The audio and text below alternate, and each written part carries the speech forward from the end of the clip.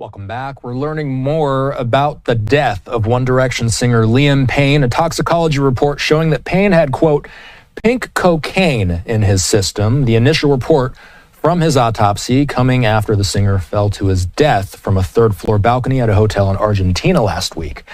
So, what is pink cocaine? Dr. Peter Chin Hong is here. And Peter, let's just ask the question up front.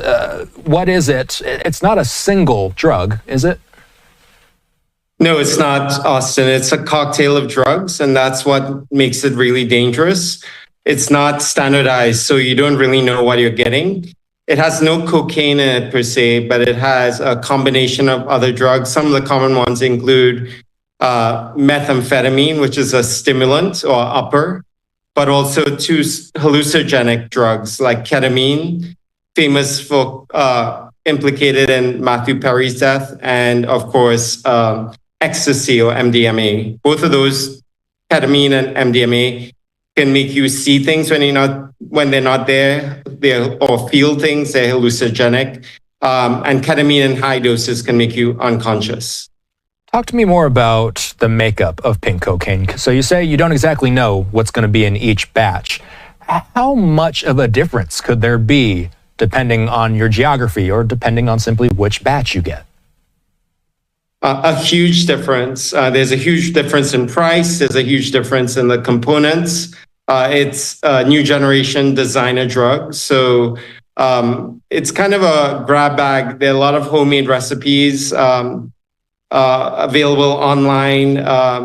Had its origins in the 70s, but didn't really pick up until 2010 in Colombia. And from South America, it made its way to Europe and now mainly to New York City. And that's what we're seeing it, very unstandardized.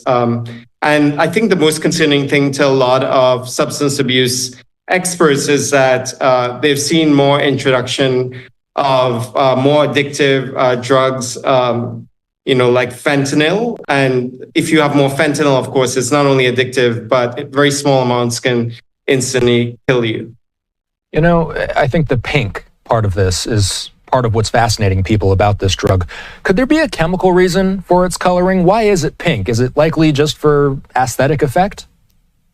Yeah, it's just really for marketing and to distinguish itself from other drugs in the market.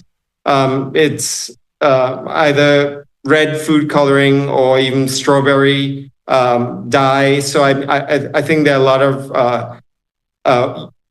products people can use, but the uniform thing is that it's all pink and it's easily identifiable as a brand.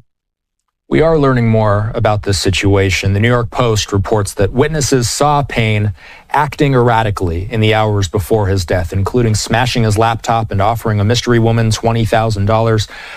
Peter, can this mix of drugs make a person act erratically? Yes, definitely. Both ketamine and MDMA or ecstasy can cause they're hallucinogenic or psychedelic.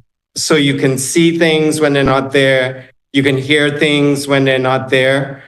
So it can, there could be voices telling him to do certain things that was not under his control at the time.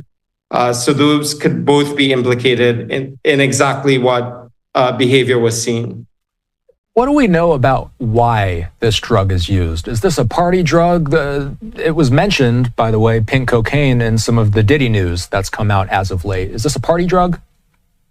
It is a designer party drug. It's the latest of a whole group of bad drugs. So I think that's really what it's known for. But of course, depending on what's in it, you can become addicted to it as well. And just like Matthew Perry can probably use larger and larger amounts.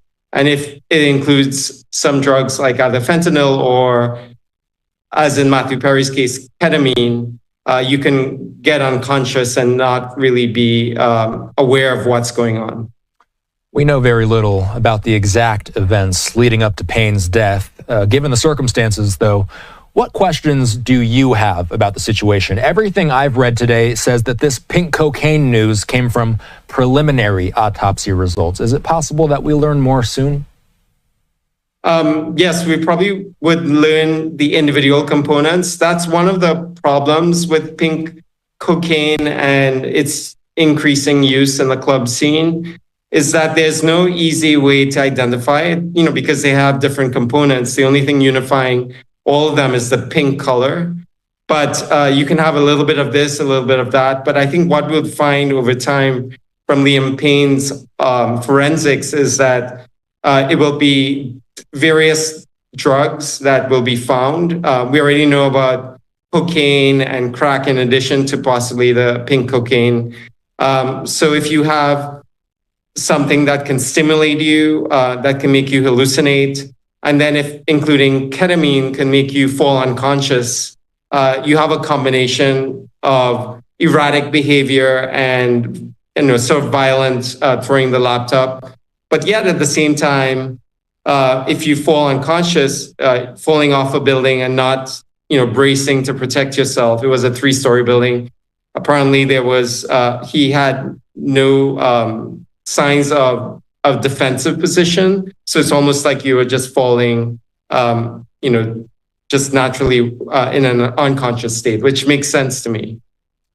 Very sad story, Peter. We'll leave it there for now. We'll be checking in soon. Thanks.